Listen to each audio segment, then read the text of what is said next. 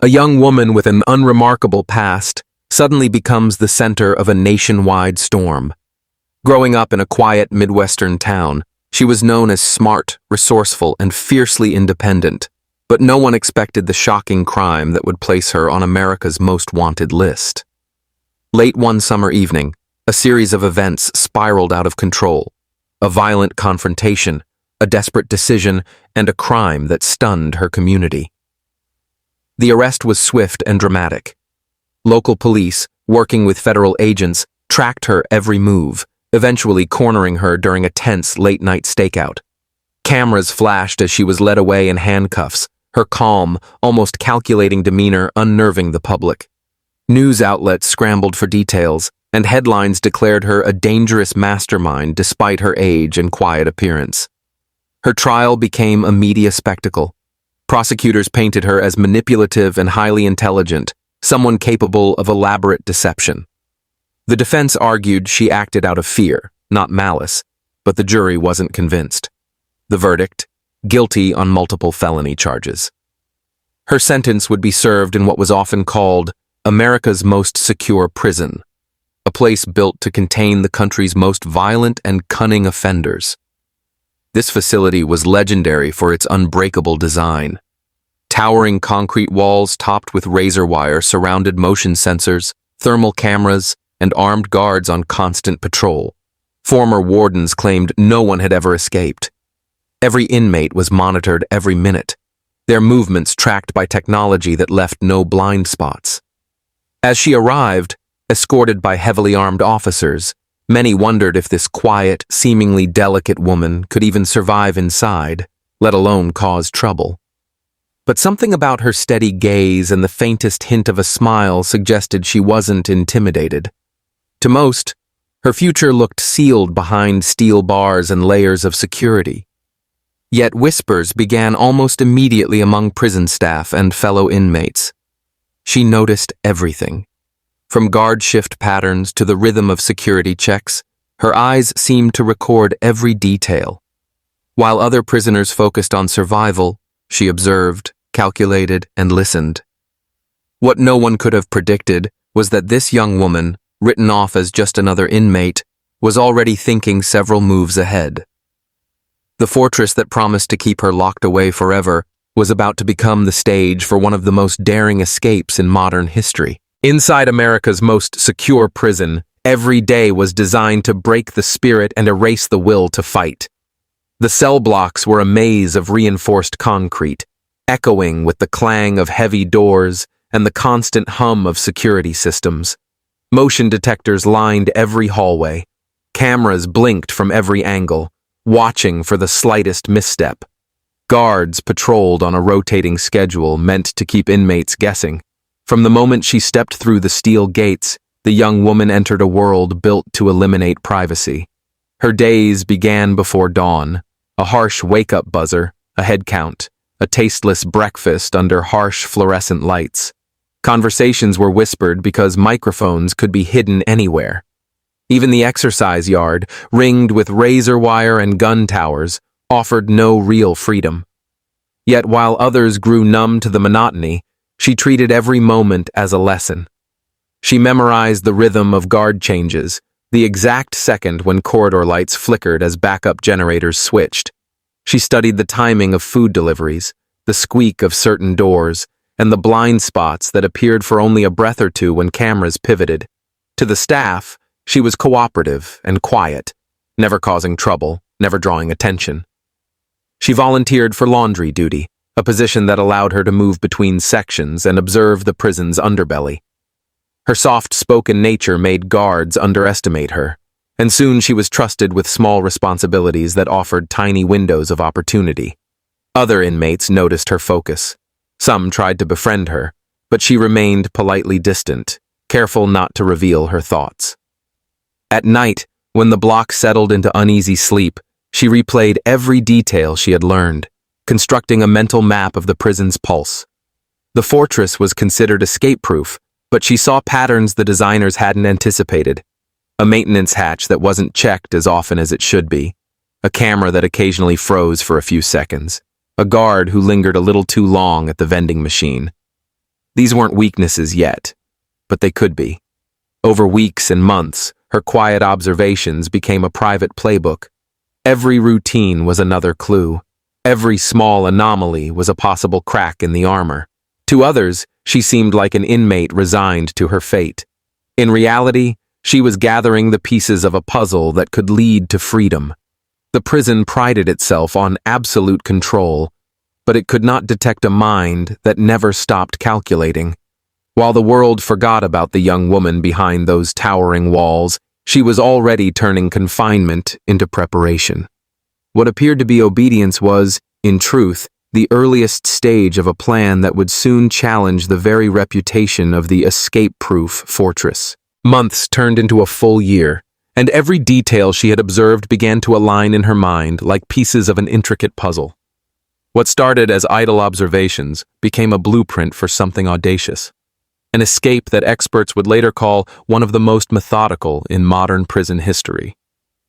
Her first advantage was patience. She never rushed, never revealed the slightest hint of restlessness. Each day she refined her mental map of the facility, timing guard rotations to the second, noting the periodic power dips during maintenance checks, and memorizing the service tunnels used by laundry and kitchen crews. The real breakthrough came when she was assigned a temporary cleaning shift in a rarely used maintenance corridor. There, she noticed a small, corroded grate covering a ventilation shaft. Most would see an impassable metal barrier. She saw a possibility. The grate was old, its screws rusted and slightly loose. It wasn't a ready-made exit, but it was the kind of imperfection she had been hunting. She also understood that an escape required more than a single weakness. It demanded layers of deception. Quietly, she began collecting small but useful items from her surroundings. A discarded paperclip, a fragment of wire from a broken mop handle, scraps of fabric from laundry duty. Individually, they were harmless. Together, they would become tools. Weeks before the planned escape, she subtly altered her daily routine to test the system. She lingered an extra minute at the end of work detail, pretended to forget a cleaning rag, and observed how long it took for a guard to notice. Each minor experiment gave her valuable data about response times and blind spots. To cover her absence, she needed a distraction. Through casual conversation, she learned about an upcoming power system inspection that would temporarily shut down certain cameras. She didn't create the opportunity. She simply prepared to exploit it. On paper, nothing about her behavior raised alarms. She remained the model inmate, quiet and compliant. Late at night, she rehearsed every move in her mind. How long it would take to loosen the grate, which corridor to enter first, where she would stash her improvised rope made from knotted laundry strips. She timed her breathing, her steps, even her pauses. Her escape plan wasn't reckless. It was a masterpiece of calculated precision. She would move during a narrow window when the prison's power grid shifted to backup, causing a momentary camera glitch. From there, she would crawl through the shaft, reach an unmonitored service exit, and slip into the outside world before the next patrol. By the time the chosen night approached, she wasn't nervous. She was ready. Every second of observation, every silent calculation had led to this.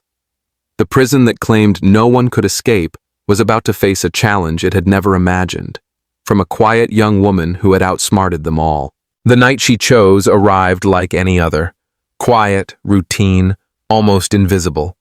That was part of the plan, blend into a night no one expected to be extraordinary. For weeks, she had been counting down guard rotations, memorizing the faint hum that meant the backup generators would kick in, and watching the schedule for the supply truck that arrived just after midnight. Everything lined up with the cold precision of a clock. At 0012, the lights in one wing dimmed as scheduled maintenance began. Cameras briefly stuttered, small pixel freezes that staff assumed were part of the test. She stood at her cleaning station until the second the generator shift hit, a heartbeat-length blackout in the feed, then blank frames on the monitors. In that sliver of confused data, she moved. First, she loosened the corroded grate in the maintenance corridor. The screws creaked like whispers, but it was impossible to hear over the distant clank of the power room. She worked with the slow, practiced motions of someone who had rehearsed every movement 100 times. Once the grate came free, smelling of dust and old metal, she slid into the shaft. The ventilation was tight and filthy. Each inch forward was a test of nerve. Her makeshift rope, knotted fabric from laundry duty, was tucked in her waistband, ready for the final descent. The shaft spat her out into a narrow service tunnel behind the kitchen. For a moment she lay there, listening to the world of the prison. A distant radio, the metallic footfalls of a patrol, the faint murmur of conversation. She moved like a shadow, ducking behind stacked crates and passing through a maintenance door that, by an engineer's oversight, had not been properly alarmed. Her throat burned with the effort, but her breathing stayed steady. Panic would ruin everything. Halfway to the supply yard, a guard's flashlight beam cut across the far wall. She froze, pressed against a stack of empty crates as if they were a wall of stone. The beam swept near her hiding place, too close. Her heart hammered in her ears. The guard's steps came nearer, then receded. The man paused to check an access panel, muttered something about the inspection, and moved on. It was a breath stolen from disaster. She reached the delivery bay as the supply truck's engine idled outside, its driver making his paperwork rounds oblivious to the small drama unfolding yards away. Timing was everything. She slipped under the open loading ramp and into the shadow beneath the truck. Cold concrete kissed her palms. From that hidden vantage, she waited for the right moment. The truck's polarizing tarp pulled low, a door swung, and a pair of porters shifted a pallet. In the organized chaos of late-night logistics, a single missing person could be explained away, miscounted or overlooked. With a desperate, silent crawl, she emerged from under the truck and tucked herself between pallets until the bay doors closed and the tailgate slammed. The truck rolled away into the black, an enormous steel cocoon carrying her past the razor wire and the watchtowers. Cameras saw a moving vehicle, not the small, trembling woman wedged behind a load of crates. When the truck disappeared into the night, alarms hadn't yet cut through the darkness. By the time guards realized something was wrong, by the time the missing inmate protocol was triggered, she was already miles away, swallowed by the night on a stretch of back road the prison's surveillance never covered. The fortress that had boasted of unbreakable security now faced the impossible. Their prisoner was gone, vanished as if into thin air. Dawn revealed what the night had stolen. During the early morning head count, a single number refused to add up. Guards rechecked cells, radioed different wings, and ordered a full lockdown. At first, they believed it was a simple miscount, until they reached her cell. The door was locked. The bed was neatly made, but the space was empty. Alarms screamed across the compound as the warden's face drained of color. A facility branded as escape-proof now faced the unthinkable. Security footage was reviewed from every angle. What they found only deepened the mystery. Cameras showed her cleaning the corridor late at night. Then, nothing. No sign of tampering, no forced doors, no alarms tripped. It was as if she had simply dissolved into air. A manhunt ignited within hours. Helicopters circled the surrounding countryside. Roadblocks sprouted on highways leading out of the state. Officers scoured forests, rail yards, and abandoned warehouses. The FBI joined the hunt, calling her a high-risk fugitive and issuing alerts to every law enforcement agency in the region. Tips flooded in, but each lead faded into dead ends. Investigators pieced together fragments of her strategy. They discovered the loosened ventilation grate, the faint scuff marks in the shaft, and a single knotted strip of laundry cloth wedged against a pipe. Each clue spoke of meticulous preparation and an almost surgical understanding of the prison's blind spots. Experts were stunned. How could someone with no formal training exploit such a sophisticated facility? News outlets pounced on the story. "The Ghost of Iron Gate Prison," one headline read. Reporters camped outside her hometown, interviewing childhood friends and old teachers. Some painted her as a dangerous criminal who had fooled everyone. Others cast her as a folk hero, a symbol of defiance against an unforgiving system. Social media exploded with theories.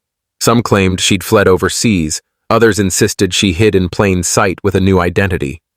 Weeks stretched into months. Sightings poured in from as far away as Canada and South America, but none were confirmed.